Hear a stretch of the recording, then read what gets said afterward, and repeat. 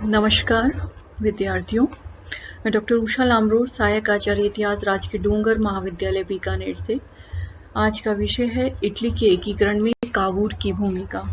Italy के एकीकरण में कावूर की भूमिका बहुत ही महत्वपूर्ण थी। उसी ने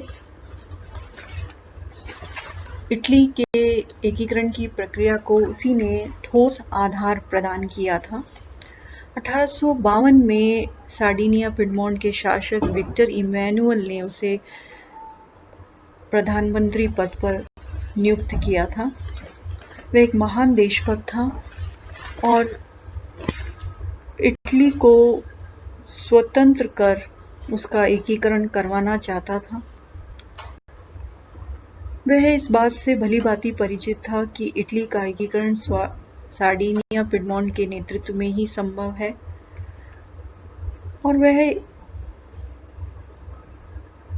उसे इस बात का भी पता था कि एकीकरण के लिए आवश्यक है कि इटली के विभक्त राज्यों को ऑस्ट्रिया से मुक्त करवाया जाए और ऑस्ट्रिया से विभिन्न इटली के राज्यों की मुक्ति बिना विदेशी सहायता के नहीं हो सकती। कावूर को इस बात का भी पता था कि यदि सार्डिनिया पिडमोंट के नेतृत्व में संपूर्ण इटली का एकीकरण करना है तो उसके लिए आर्थिक और सैनिक दृष्टि से सार्डिनिया पिडमोंट को सुदृढ़ बनाना आवश्यक है। तो इस कारण से प्रधानमंत्री बनते ही उसने इस दिशा में कार्य करना शुरू कर दिया। उसने सार्डिनिया पिडमोंट के व्यापार को उन्नत करने के लिए स्वतंत्र व्यापार की नीति को अपनाया। विदेशों से आने वाले माल पर चुंगियां कम कर दी। उसने कच्चा माल सुगमता से मिलने लगा और सभी वस्तुएं सस्ती हो गई। यातायात के साधनों के विकास के लिए उसने सड़कों, रेलों और नहरों का निर्माण करवाया। औद्योगिक उन्नति के लिए उसने कई कारखानों की स्थापना की। कृषि और उत्पादन की वृद्धि के लिए भूमि सुधार भी किए। उसने भूमि की उचित व्यवस्था की, कृषि को आधुनिक स्वरूप प्रदान किया, किसानों की सुविधा और सहयोग के लिए सहकारी समितियों का गठन किया, उद्योगों को उसने राजकीय संरक्षण और सहायता दी, बैंकों की स्थापना करवाई, पुराने बैंकों में सुधार किया, लोगों को शिक्षित करने के लिए स्कूलों की भी स्थापना की और धीरे धीरे इस कारण से सार्डिनिया पिडमोंट में समृद्धि दिखाई देने लगी। कावूर ने आर्थिक सुधारों की दिशा में एक बड़ा कदम यह उठाया कि उसने गिरजाघरों की भूमि पर कर लगाया। उन्हें राजकीय नियंत्रण में लाने की कोशिश की गई। कैथोलिक लोग इटली की एकता में सबसे बड़ा बाधक थे, अतः चर्च के अनेक विशेषाधिकार उसके द्वारा छीन लिए गए। आर्थिक सुधारों के अतिरिक्त उसने सेना की ओर भी ध्यान दिया। सेना का पुनर्गठन भी किया। जनरल ला मारमोरा को उसने सेना का अध्यक्ष नियुक्त किया। 90,000 सैनिकों की एक सेना उसने तैयार की। राज्य की सीमा पर अनेक दुर्ग बनवाए। जल सेना की ओर भी ध्यान दिया गया। इस बढ़े हुए खर्चों के समाधान के लिए उसने करों में वृद्धि की। तो इस प्रकार अपनी गृह नीति में वो बड़ा सफल हुआ। सभी वर्गों का उसे सहयोग प्राप्त करने में भी वह सफल रहा और जल्दी ही उसने सार्डिनिया पिडमोंट जैसे छोटे व गरीब राज्य को उसने सुदृढ़, समृद्ध व आदर्श राज्य में बदल दिया।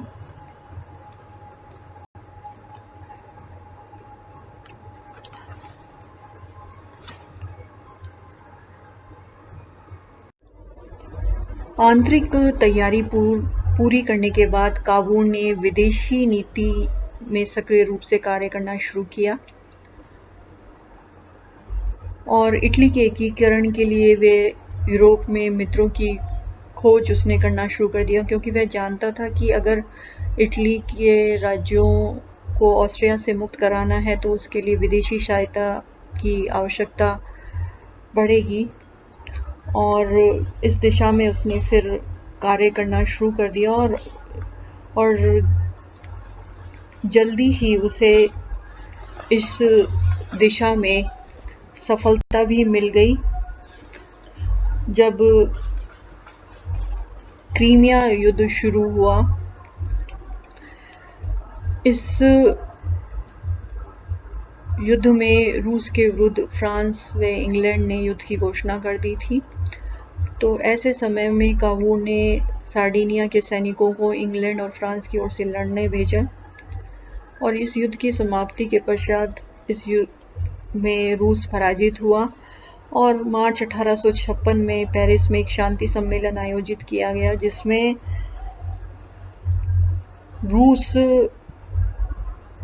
जिसमें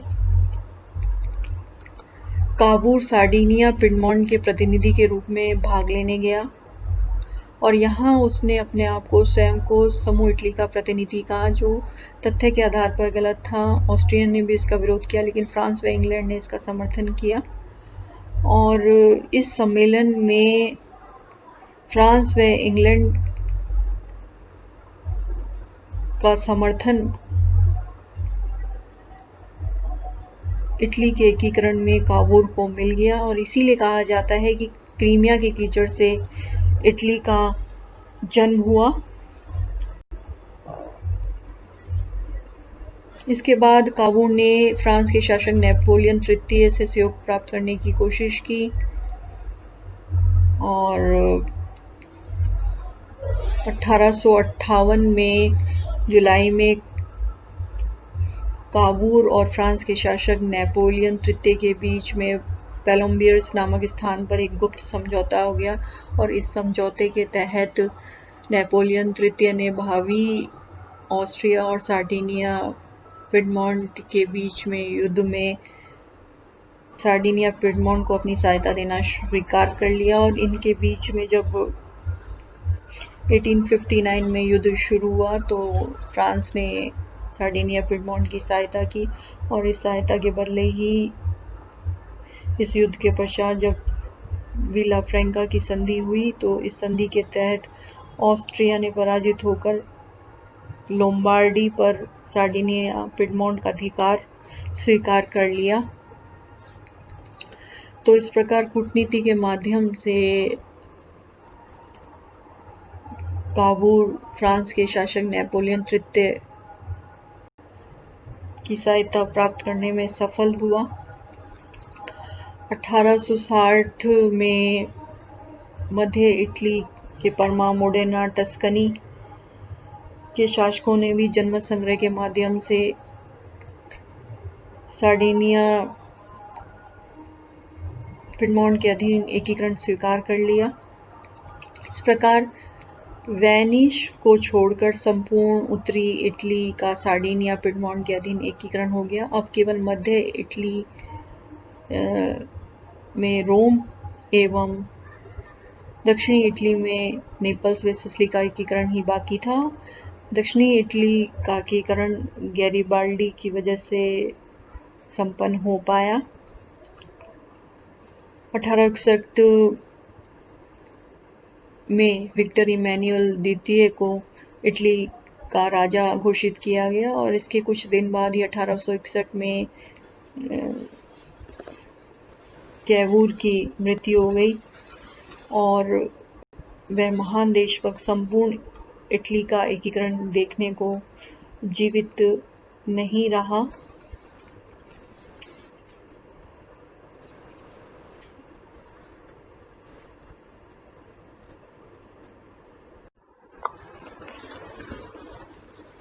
किंतु एक राष्ट्र के रूप में इटली कावूर की ही देन है, जैसा कि एलिसन फिलिप्स कहते हैं।